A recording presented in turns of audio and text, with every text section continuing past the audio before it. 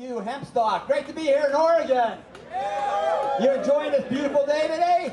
Yeah. Warm enough for you? Well, you better get used to it, because when I wrote my book 20 years ago, Hemp Lifeline to the Future, I said that if they didn't legalize hemp soon and make a situation where we changed our industrial base away from fossil fuels and petrochemicals and taking it out of the hands of the multi-corporations and returning it to the hands of the farmers and the workers of this society, that we could pretty much count on increased desertification, rising tides, rising temperatures, and climate change in a way that comes in the term of extreme weather.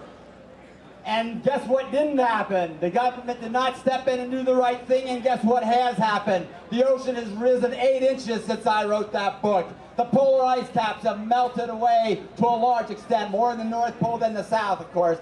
And we also know that the multinational corporations are running things more than ever. That Monsanto is trying to dominate the food lines of seeds that we all need, that this generation has gotten from our ancestors and forebears who worked so hard to bring us to this point in history where we stand today at a pivotal, epochal moment. The question today is not, will cannabis survive? Because hemp has been around for millions of years. It's been side by side with humans for 10,000 years. Hemp will survive.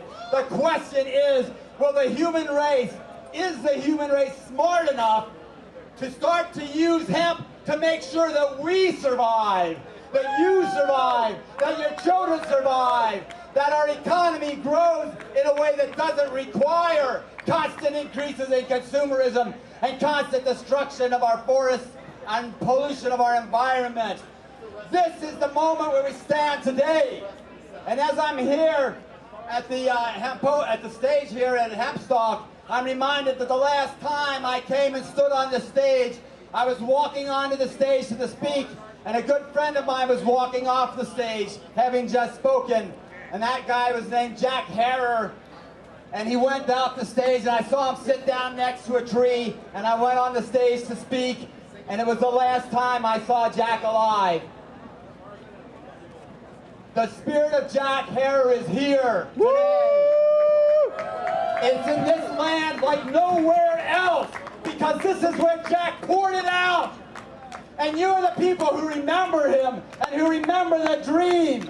When I edited the book, The Emperor Wears No Clothes, it was a moment where I saw a diamond in the rough, a book that I thought could change the world. And now today we're at a moment where John McCain has come out favorable to legalizing marijuana, where the Tea Party candidates led the charge to get industrial hemp restored. Now, I'm not saying this because these are the people that I agree with on a lot of political things. I'm just saying, look how far we have come. Look how far the information is today. Oregon and California, we have a big problem on our hands. Washington State kicked our ass last year. They legalized marijuana in a way that we don't necessarily like all the details, but they did it in a way that does allow for the restoration of industrial hemp. Colorado, likewise. The state of Kentucky decriminalized up to 8 ounces of marijuana and has got a program in which they have a statewide commission to investigate how to bring hemp back there. These are the conservatives. We are the area that's supposed to believe in saving the world. We're the liberal, the progressive group. Why are they getting ahead of us? It's because history has taken a step forward. It's because when Barack Obama said to us, we have to force him to do the right thing, that we came back and we have done that. The reason that the Department of Justice has announced a new policy to reduce the number of people who go to prison on mandatory minimums is not because the prison industrial complex wants it. It's because we, the people, have demanded it. The reason that we have these advances happening and that the Department of Justice has announced that it's going to respect the marijuana laws in Colorado and Washington is not because Barack Obama is such a cool guy. The reason is because the people of the United States have moved ahead of our government. and they're too darn slow at catching up with us. And so that's what we're here to do today.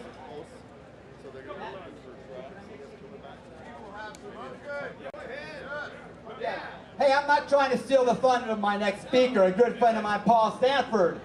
But one of the reasons that wild horses could not keep me from being here today is because I believe that the great state of Oregon will legalize marijuana at the next election in 2016.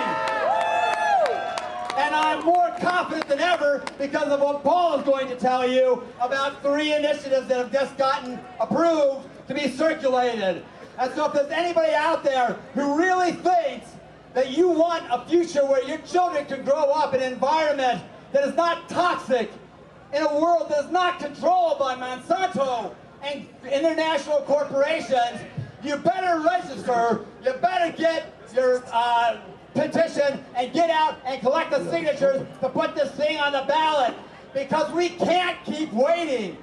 Go and visit the Hemp Hut and learn about how important hemp is to our ecology, to our economy, in fact, to our future and the future of our children and their children from here out.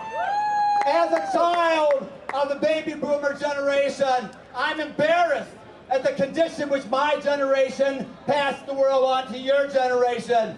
And so I beg you, do not make the same mistake we made. Do not become complacent.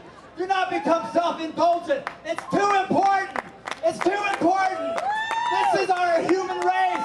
And when we're gone, hemp will continue. But let's do this right now. Let's take that hemp plant. Let's fashion it into a lifeline and rope that we can grab onto and pull ourselves into the future.